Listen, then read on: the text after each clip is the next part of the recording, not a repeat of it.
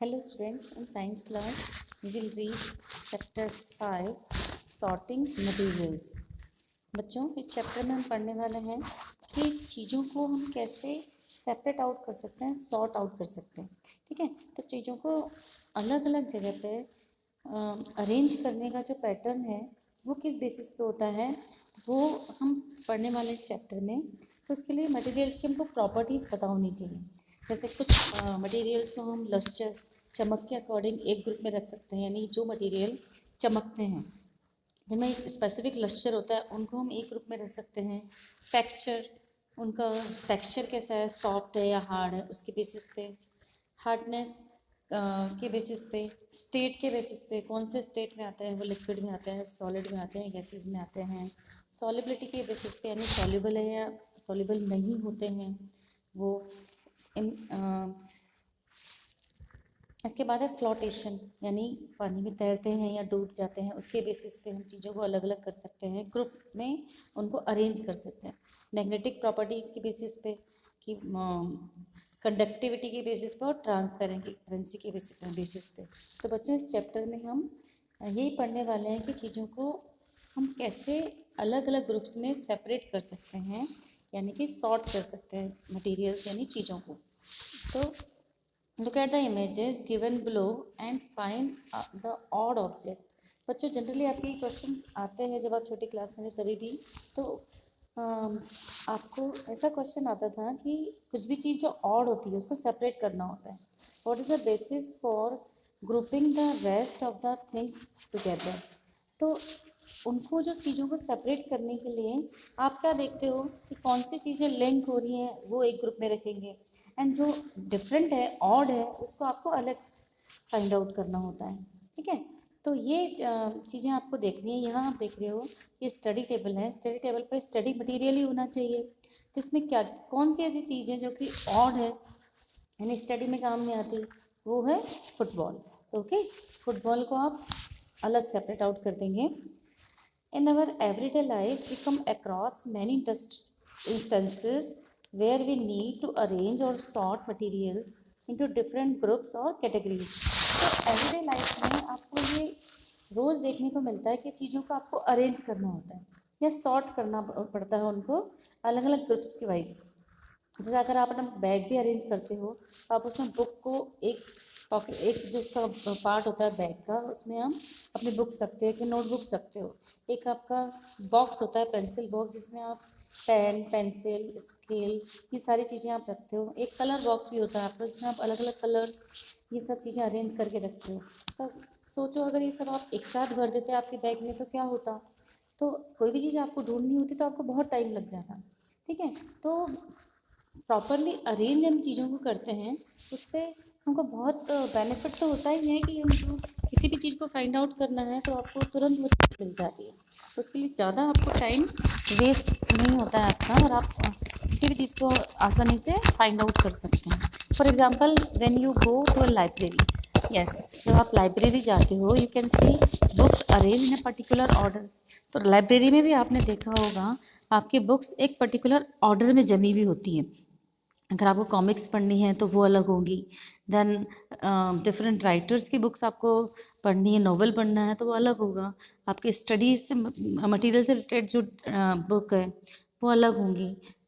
At home, घर में भी आप देखते हो तो आपकी किचन का जो सारा सामान होता है, जब आप खाना बनाते हो या आप खाना खाने से रिलेटेड जो भी चीज़ें होती हैं वो सब अलग आपके घर में किचन की होती है। बेडरूम में केवल सोने का और रेस्ट का ही होता है।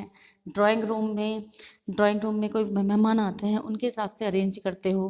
तो ये आपके घर में होता है ये सब चीज़ें। तो किचन में अगर आप देखो तो जो चीज़ ग्रॉसरी वगैरह होती है वो आपकी मम्मी स्पेसिफिक अरेंज करके उनको रखती है।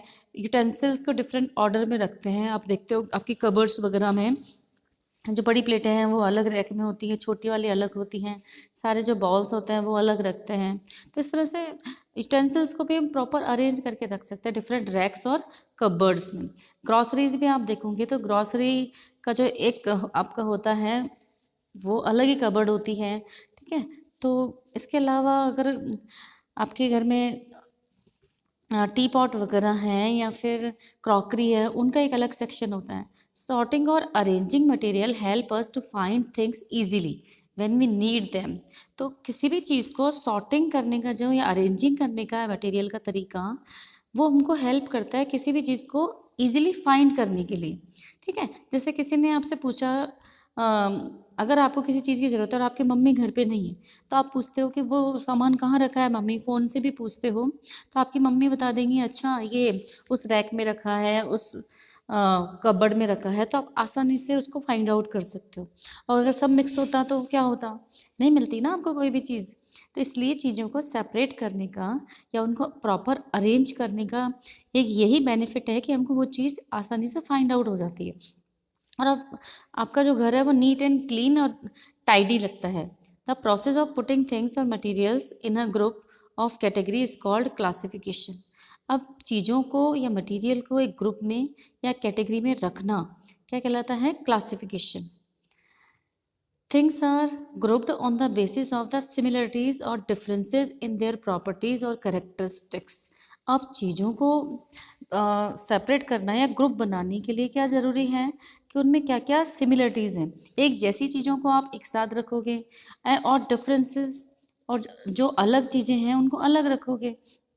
ठीक है, तो ये जो ग्रुप करने का जो मेन बेस है वो ये है कि सिमिलरिटीज़, जैसे आपकी स्टडी से रिलेटेड सारी चीज़ें हैं तो आप अपने स्टडी रूम में रखोगे या स्टडी टेबल के आसपास रखोगे, खाने से संबंधित सारी चीज़ें किचन में रखोगे। ओके, ऐसे आप अपने बैग में भी प्रॉपर अरेंज करते हो।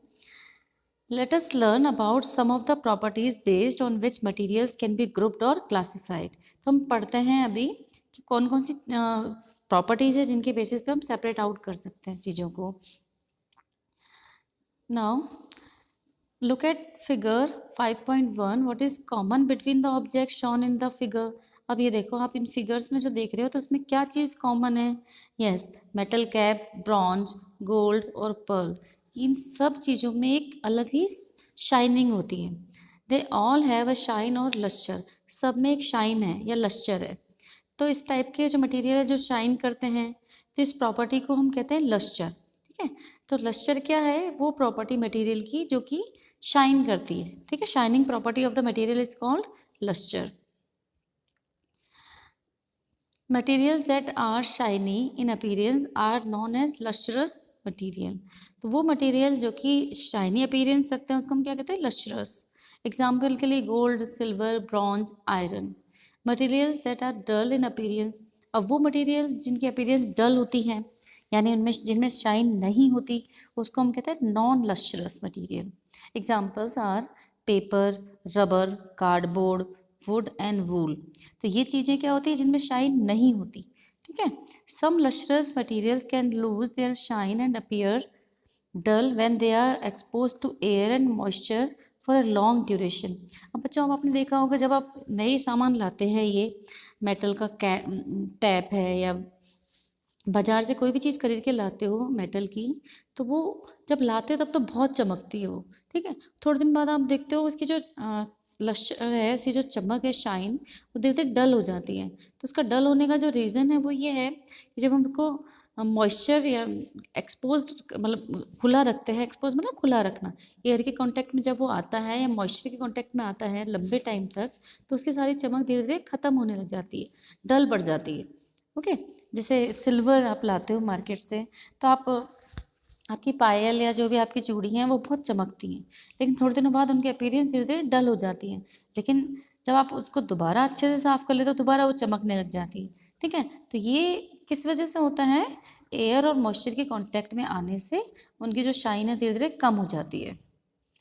यहाँ यही बताया है कौन सी चीज़ लश्टर है कौन सी नॉन लश्टरस है। इस एक्टिविटी में ये फाइंड आउट करना है आपको बुक में और टिक करना है। जो स्टील के स्पून है lustrous, coins lustrous, plastic spoon non lustrous, बोतल ओपनर लश्टरस क्योंकि वो मेटल का है, wooden cap wooden cup non lustrous, plastic ring non lustrous, cardboard piece non lustrous, aluminium sheet lustrous. And texture of a materials refer to how it feels when touched. अब texture क्या होता है? Texture वो feeling है कि जब हम किसी मटेरियल को टच करते हैं तो हमको कैसा फील होता है। अगर वो रफ़ फील होता है तो रफ़ मटेरियल, और स्मूथ फील होता है तो स्मूथ मतलब सॉफ्ट फील होता है। ठीक है, रफ़ मटेरियल जैसे कि स्टोन्स, वुड, कई बार होता है ना, आँख बंद करके खेलते हैं इस तरह से, तो अलग अलग चीज़ों को जब आपको पकड़ाते हैं तो आप टच करके बता देते हो कि ये स्टोन है, ये क्लॉथ है, या कॉटन है, या स्पंज है। तो वही फीलिंग के थ्रू जब हमको पता चलता है कि ये रफ़ है यानी खुरदरा है, स्टोन है, and body scrubber, sand paper, ये rough material. Smooth material, piece of cloth, cotton, wool, sponge, soft toys and foam, ये सब स्मूथ मटेरियल। अब हम बात करते हैं हार्डनेस की। अब कुछ मटेरियल ऐसे होते हैं जो हार्ड होते हैं, यानी जिनको आप दबाते हैं तो आसानी से दबता नहीं है, और कुछ ऐसे सॉफ्ट होते हैं जिनको आप दबाते हो तो वो दब जाता है, तो वो सॉफ्ट है। हार्ड मतलब जिसको अगर आप प्रेस करते हो, कंप्रेस करते हो, तो जिसको आप उसके साइज़ में चेंजेस नहीं कर सकते, हार्ड। और सॉफ्ट जो वो मटेरियल जिसके साइज़ को आप दबाकर चेंज कर सकते हो। तो ये आपको फिल करना है यहाँ पे। Wood, easy to compress, no.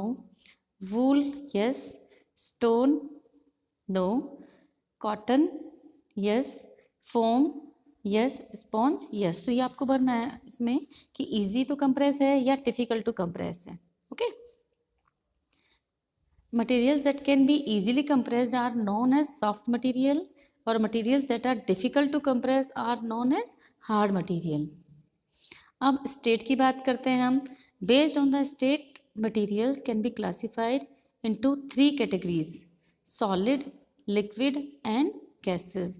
अब स्टेट के बेसिस पे हम चीज़ों को 3 कैटेगरीज में डिवाइड कर सकते हैं: सॉलिड, लिक्विड और गैसेस के बेसिस पे। अब जो चीज़ें सॉलिड है आप उनका एक अलग ग्रुप बनाओगे, जो लिक्विड है उसका अलग बनाओगे, जो गैसेस हैं उनका अलग। Differences in the state of materials is due to the differences in the way their particles are arranged. अब चीज़ों की स्टेट में डिफरेंस कब आता है? जब उनके पार्टिकल्स के अरेंजमेंट में डिफरेंस आता है। अगर उसके पार्टिकल्स बहुत ज़्यादा पास पास हैं तो वो सॉलिड स्टेट होती है। जब पार्टिकल्स थोड़े दूर दूर अरेंज हैं तो वो लिक्विड स्टेट, और जब पार्टिकल्स बहुत दूर दूर अरेंज होते हैं तो gaseous particles.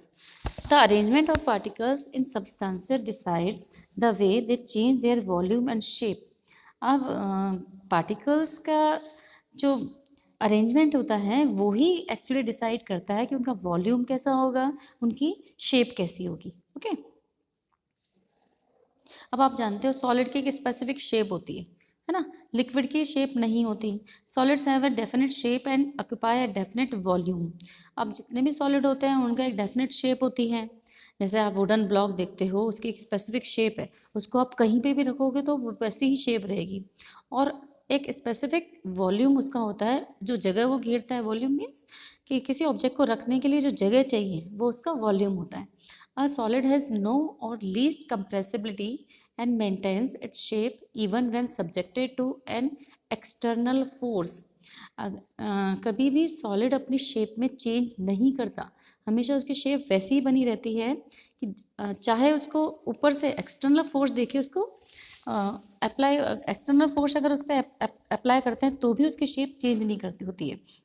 जैसे वुडन ब्लॉक को आप कहीं पे भी आप रखोगे तो उसकी शेप वैसी ही रहेगी, इसका वॉल्यूम और शेप कभी भी चेंज नहीं होगा। अगर आप उसको बहुत ज़्यादा दबाएंगे हाथ से तो भी वो दबेगा नहीं, उसकी शेप चेंज नहीं होगी। अब हम लिक्विड की बात करते हैं तो liquid do not have a definite shape but occupy a fixed volume. अब लिक्विड की कोई स्पेसिफिक शेप नहीं होती बिकॉज उसके जो पार्टिकल्स हैं वो थोड़े दूर दूर होते हैं, लेकिन इसको भी स्पेस ऑक्यूपाई करता है, मतलब उसका फिक्स्ड वॉल्यूम होता है। जैसे कि लिक्विड को आप जिस कंटेनर में रखते हो उसकी वो शेप ले लेता है। जैसे कि आपको एक गिलास पानी आपने लिया, उस पानी को आप दूसरे सेम गिलास में डालते हैं या दूसरे सेम कंटेनर में डालते हो, जिस कंटेनर की शेप अलग है लेकिन साइज़ वो ही है। ठीक है, लेकिन अगर आप उसको बड़े कंटेनर में डालते हो तो उसका जो शेप है वो अलग होगी, और छोटे कंटेनर में डालते हो तो वो क्या होगा, बच जाएगा लिक्विड, है ना। तो ये है liquid fills in the container when at rest and flows freely when poured into another container. तो लिक्विड को आप एक कंटेनर से दूसरे कंटेनर में फ्रीली फ्लो कर सकते हैं या फिर एट रेस्ट पोजिशन में उसको रख सकते हैं। Liquid can be compress to a small content as compare to solid. तो आप उसको कंप्रेस कर सकते हो लिटिल को, लिक्विड को। For example when we transfer 100 ml of coffee from a kettle to a cup, it takes the shape of the coffee cup. तो आप कंटेनर से, ये देखो यहाँ पे आप क्या कर रहे हैं, कॉफ़ी के इस कंटेनर से, इस जग से आप इस मग में डाल रहे हो कॉफ़ी को केटल से, देन जो कॉफ़ी है वो कप का साइज़ ले लेती है, but the volume of the coffee is same, volume उसका सेम रहेगा, है ना। यानी कि 100 ml कॉफ़ी जितनी केटल में थी तो कप में भी 100 ml ही होगी, है ना। Gases do not have a definite shape or occupy a definite volume. A gas can expand to fill any available space in a container. अब जो गैसेज होती हैं उनका ना तो स्पेसिफिक शेप होता है, ना ही वो उनका डेफिनेट वॉल्यूम होता है। A gas can expand to fill any available space in a container. तो गैस क्या होती है, किसी भी जो अवेलेबल, जितना स्पेस अवेलेबल है उस पर एक्सपांड फैल जाती है। जैसे कि आप देखते हो परफ्यूम की एक छोटी सी बॉटल है, उसमें परफ्यूम फिल है, ओके। तो जैसे आप उसको खोलते हो, उसके ढक्कन को, लिड को खोलते हो, तो चारों तरफ आपको उसकी परफ्यूम की स्मेल फील होती है, ठीक है। तो अगर यही होता है, अगर बॉटल में उसका रखा है तो बॉटल का उसका वॉल्यूम बॉटल जितना होगा, लेकिन जैसे आप उसको ओपन करते हो तो पूरे रूम में उसकी स्मेल फैल जाती है। तो यानी पूरे रूम में वो फैल गया, रूम पूरा उससे फिल हो गया, ठीक है। तो गैसेज आर हाईली कंप्रेसिबल होती है, आप उनको इजीली कंप्रेस कर सकते हैं, और उसको इतना कंप्रेस भी किया जा सकता है कि गैस लिक्विड में चेंज हो जाती है। जैसे आप देखते हो एलपीजी, तो एलपीजी एक्चुअली गैस होती है लेकिन वो आपको सिलेंडर में मिलती है। तो वो क्या करते हैं, एलपीजी गैस को कंप्रेस करके लिक्विड कंप्रेस्ड गैस, ओके। तो लिक्विड पेट्रोलियम गैस, वो पेट्रोलियम गैस को कंप्रेस करके उसको लिक्विड फॉर्म में ले आते हैं। Compressible as compare to solid and liquid. तो सॉलिड और लिक्विड की कंपैरिजन में आप गैसेस को आसानी से कंप्रेस कर सकते हैं। For example when we pump air into a bicycle tyre, the air expands to fill the tyre and takes its shape. जैसे आप एयर को फिल करते हो बाइसिकल के टायर में, तो एयर एक्सपांड होती है और टायर में भर जाती है, जिसकी वजह से वो टायर की शेप ले लेती है। यहाँ आप देखेंगे सॉलिड, लिक्विड और गैसेस का, ये देखो gases expand to fill any available space. Solid में ये इसके जो पार्टिकल्स है बहुत टाइटली पैक होते हैं, इसलिए आप आसानी से इसको कंप्रेस नहीं कर सकते। लिक्विड में इसके पार्टिकल्स थोड़े दूर दूर होते हैं और गैसेस में बहुत ज़्यादा दूर दूर होते हैं। यही रीज़न होता है कि इनका स्पेसिफिक शेप भी अलग अलग हो जाती है, ठीक है। Properties of 3 states of matter: definite mass, shape, compressibility, occupies volume and particle arrangement. अगर आप देखोगे तो ये इस तरह से होता है जिसकी हमने बात की है अभी। Now revise and recall, fill in the blanks using the correct words.